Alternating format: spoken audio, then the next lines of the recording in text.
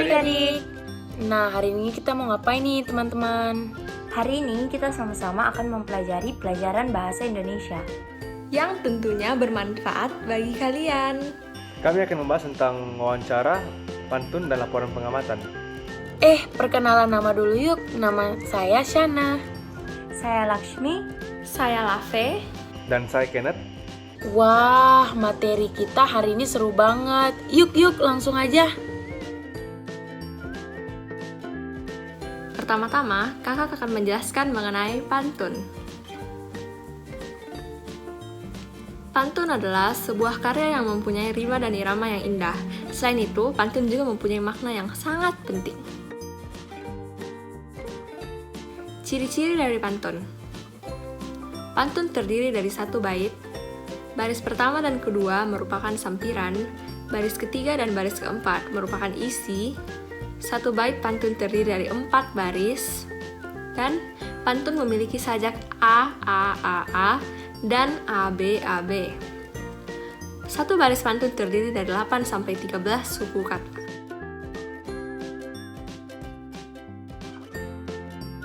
Contoh pantun yang pertama adalah, saat malas dan tak bertenaga, jangan diam seperti pagar.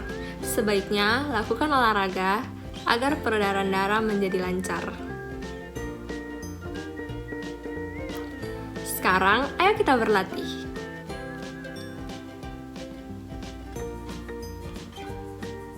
Berdasarkan pantun yang tadi, kita diberi pertanyaan untuk menjelaskan ciri-ciri dari pantun yang ada di samping. Jadi, setelah kita mengetahui ciri-ciri yang tadi, kita bisa melihat dari pantun ini bahwa pantun ini memiliki sajak ABAB. Pantun ini memiliki sajak ABAB karena akhiran kata dari setiap baris memiliki bunyi yang sama sesuai dengan sajak yang diberikan, yaitu ABAB. Seperti contohnya pada baris pertama, suku kata yang terakhir memiliki akhiran ga. Jadi kita bisa melihat di situ ga. Lalu yang kedua adalah ar, ketiga adalah ga, dan keempat adalah ar juga. Oleh karena itu, yang memiliki bunyi yang sama, kita berikan huruf yang sama juga. Jadi contoh yang pertama adalah ga, kita berikan huruf A karena dia adalah yang pertama, jadi kita berikan dulu huruf A. Lalu baris yang kedua memiliki akhiran ar, berbeda dari barisan akhiran dari baris pertama, yaitu ga. Ar dan ga merupakan bunyi yang berbeda sehingga kita bisa tuliskan B. Lalu kita mengetahui di baris ketiga, akhiran dari suku kata di baris ketiga adalah ga juga. Dan tadi kita sudah menandai ga dengan huruf A. Jadi kita dapat menamainya dengan A juga, karena bunyinya sama. Dan yang keempat adalah memiliki akhiran ar dari kata lancar. Dan baris kedua memiliki akhiran ar juga. Jadi setelah kita menamai B pada akhiran baris kedua, kita bisa menamai akhiran dari baris keempat B juga karena memiliki bunyi yang sama. Jadi sajaknya ABAB. Ciri-ciri yang kedua adalah terdiri dari 4 baris. Seperti yang bisa kita lihat, saat malas dan tak bertenaga adalah baris pertama, jangan diam seperti pagar adalah baris kedua, dan sebaiknya lakukan olahraga adalah baris ketiga, agar peredaran darah menjadi lancar adalah baris keempat. Ciri-ciri yang ketiga adalah baris ketiga dan keempat memiliki makna yang mengajak untuk berolahraga. Kita dapat melihat kalau kalimat ini adalah kalimat mengajak karena dibilang sebaiknya lakukan olahraga agar peredaran darah menjadi lancar. Jadi, pantun ini mengajak kalian untuk berolahraga agar peredaran darah menjadi lancar. Sekarang untuk pertanyaan nomor 2, kita ditugaskan untuk mengidentifikasi sampiran dan isi pantun.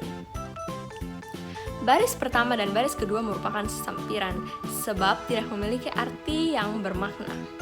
Sedangkan baris ketiga dan baris keempat memiliki makna untuk mengajak seseorang untuk berolahraga agar peredarannya menjadi lancar. Jadi, kita dapat melihat dengan jelas di sini sampirannya terdapat pada baris pertama dan baris kedua, sedangkan isinya terdapat pada baris ketiga dan baris keempat.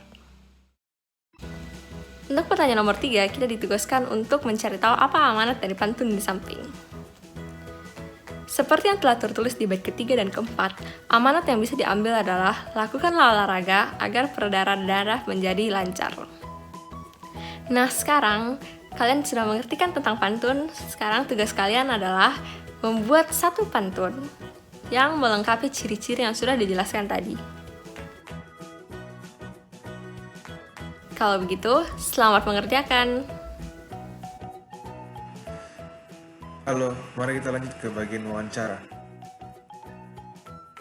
Kita mulai dengan bagian ayah membaca. Pak Damar merupakan pengusaha sandal refleksi. Pak Damar memproduksi sandal yang dapat digunakan untuk melancarkan peredaran darah. Sandal refleksi buatan Pak Damar terbuat dari kayu. Kayu tersebut diperoleh dari daerah sekitar tempat tinggalnya. Pak Damar hanya membeli kayu berkualitas. Namun demikian, Pak Damar selalu menyarankan kepada pemasok kayu untuk melakukan reboisasi setelah penebangan. Dengan reboisasi, hutan menjadi tidak gundul dan hasil reboisasi beberapa tahun kemudian dapat dimanfaatkan lagi. Di antaranya, pohon dapat ditebang dan kayunya dapat digunakan lagi. Tenaga kerja di pabrik Pak Damar juga berasal dari warga di sekitar tempat tinggalnya. Sebelumnya, mereka diberi pelatihan terlebih dahulu oleh Pak Damar. Bahkan kini, beberapa tenaga kerja Pak Damar telah membuka usaha sendiri. Pak Damar kemudian menjadikan mereka sebagai mitra kerja untuk memenuhi keminatan pasar yang semakin meningkat. Baiklah, mari kita lanjut ke bagian soal latihan. Pertanyaan pertama, identifikasi interaksi manusia dan lingkungan pada bacaan di atas.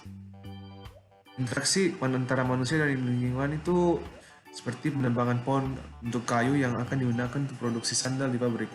Itu adalah salah satu jawaban yang dapat diberi buat pertanyaan tersebut. Selanjutnya, bagaimana pengaruh interaksi manusia terhadap lingkungan bagi masyarakat dalam bacaan di atas ini? Jika penebangan pohon dilanjutkan tanpa henti, maka hutan yang gundul berdampak pada kenaikan suhu bumi. Selain itu, dengan hilangnya pohon, kemungkinan terjadinya tanah longsor akibat hujan akan lebih tinggi. Sehingga masyarakat di sekitar dapat rugi. Yang ketiga, manfaat usaha Pak Damar bagi masyarakat di sekitarnya. Jelaskan. Perusahaan Pak Damar dapat mendistribusi sandal yang dapat melancarkan peredaran darah bagi pengguna. Selain itu, Pak Damar membuka lapangan kerja bagi penduduk sekitar. Lanjut, apa yang dilakukan oleh Pak Damar untuk mengurangi kerusakan lingkungan akibat usahanya? Jelaskan. Salah satu hal yang dapat dilakukan oleh Pak Damar dan ia sekarang lakukan adalah reboisasi. Reboisasi merupakan penanaman kembali hutan yang telah ditebang atau gundul. Dan terakhir, apakah terdapat hubungan ketergantungan dalam bacaan di atas? Jawaban saya adalah ada. Hubungan ketergantungan antara Pak Damar dengan pekerjaan didiknya. Mereka menjadi jatingan mitra oleh Pak Damar dalam memenuhi tuntutan yang semakin banyak. Kita mempelajari pantun dan wawancara, gimana? Seru banget kan pelajari hal baru? Sekarang kita akan mempelajari subbab terakhir kita dalam pelajaran bahasa Indonesia kali ini. Kita akan mempelajari mengenai laporan pengamatan. Namun sebelum itu kita harus tahu apa itu laporan. Laporan adalah suatu bentuk penyampaian berita, keterangan, pemberitahuan, ataupun pertanggungjawaban, baik secara lisan maupun secara tertulis dari bawahan kepada atasan sesuai dengan hubungan wewenang pemuda Pancasila. Kemudian, apa itu laporan pengamatan? Nah, laporan pengamatan adalah tulisan yang berisi hasil pengamatan terhadap sebuah tempat atau suatu pekerjaan. Nah, sudah jelas kan arti dari laporan? Sekarang, laporan pengamatan. Apa itu laporan pengamatan? Jadi, laporan pengamatan adalah laporan dalam bentuk tulisan yang berisi tentang pengamatan atau penelitian di suatu tempat yang berguna untuk memperoleh informasi sesuai dengan tujuan masing-masing. Adik-adik harus tahu, laporan pengamatan yang baik itu harus memiliki hal yang diamati tentunya, waktu pengamatan, tempat pengamatan, tujuan dari dilakukannya pengamatan, hasil pengamatan, dan kesimpulannya. Contohnya, laporan pengamatan Dayu pada pemilihan ketua RW setempatnya. Nah, di Indonesia tentunya ada pula cara-cara dalam pengambilan keputusan. Apa saja yang sering digunakan? Nah, yang pertama itu ada identifikasi masalah dan ketidakjelasan, kemudian mengumpulkan informasi, ketiga membuat prediksi kemungkinan yang terjadi, kemudian mengambil keputusan dari alternatif yang ada, dan yang terakhir mengevaluasi hasil terhadap prediksi yang telah dibuat. Nah, kemudian biasanya ambil keputusan itu untuk masalah apa? Contohnya adalah pemilihan ketua kelas.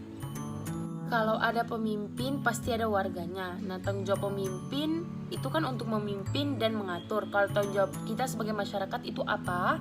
Yang pertama, kita harus menciptakan lingkungan yang aman, damai dan sejahtera. Kemudian kita juga harus menjaga lingkungan agar selalu aman seperti mengikuti kegiatan poskamling. Kemudian kita harus menjaga kebersihan lingkungan. Terus kita ikut serta dalam pembangunan desa. Dan terakhir kita mengikuti kegiatan desa seperti gotong royong, kerja bakti dan lain. Sedangkan RW, singkatan dari rukun warga, adalah lembaga masyarakat yang berfungsi untuk melayani dan melestarikan nilai-nilai bermasyarakat, yaitu kekeluargaan dan kegotong royongan. Selain pemilihan ketua RT dan RW, kita juga bisa mengamati tempat atau benda juga loh. Tetapi kali ini kita akan fokus pada pemilihan atau pengambilan keputusan. Silakan masing-masing dari kalian membuat laporan pengamatan dengan tema pengambilan keputusan. Untuk memperjelas yang akan kalian kerjakan, ini adalah ilustrasi pemilihan RT. Dan ini adalah contoh laporan pengamatan yang dibuat berdasarkan ilustrasi pemilihan tersebut. Buatlah laporan pengamatan sesuai dengan kedua contoh ini. Kerjain ya! Mungkin kalian bertanya-tanya, mengapa temanya harus pengambilan keputusan? Kan susah, mengamati benda aja lebih gampang. Eits, jangan salah. Tema kita adalah pengambilan keputusan karena di Indonesia juga diterapkan cara-cara pengambilan keputusan. Apa saja yang sering digunakan? Karena Indonesia adalah negara demokrasi, musyawarah untuk mufakat sangat disarankan. Musyawarah mufakat adalah suatu proses yang dilakukan untuk memperoleh keputusan yang disetujui oleh semua pihak. Namun, apabila mufakat tidak tercapai, dilakukanlah voting atau pemungutan suara. Pemungutan suara adalah pengambilan keputusan berdasarkan suara terbanyak. Jika mendengar RW atau RT tidak asing kan? Nah, kalian tahu tidak apa itu RT dan RW? Nah, RT adalah pelayanan kepada masyarakat yang menjadi tanggung jawab pemerintah.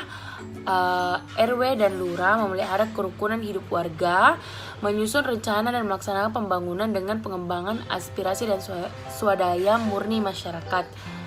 Kemudian RW adalah lembaga masyarakat yang diakui dan dibina oleh pemerintah untuk memelihara dan melestarikan nilai-nilai kehidupan masyarakat Indonesia berdasarkan kegotong royongan dan kekeluargaan serta membantu meningkatkan kelancaran tugas pemerintahan, pembangunan dan kemasyarakatan di kelurahan. Kita sebagai siswa dan warga yang belum cukup umur bisa ngapain sih? Kita bisa melakukan banyak hal kecil yang berdampak pada terlaksananya pengambilan keputusan. Contohnya, kita bisa ikut menjadi saksi saat penghitungan suara, ikut menjaga ketertiban, melaporkan kepada petugas keamanan bila ada hal-hal yang mencurigakan, dan tentunya bisa memberi ucapan dan menyemangati calon ketua RT RW kalian. Nah, kalian sudah mengerti kan? Kalau belum, nonton videonya lagi ya. Sampai jumpa adik-adik!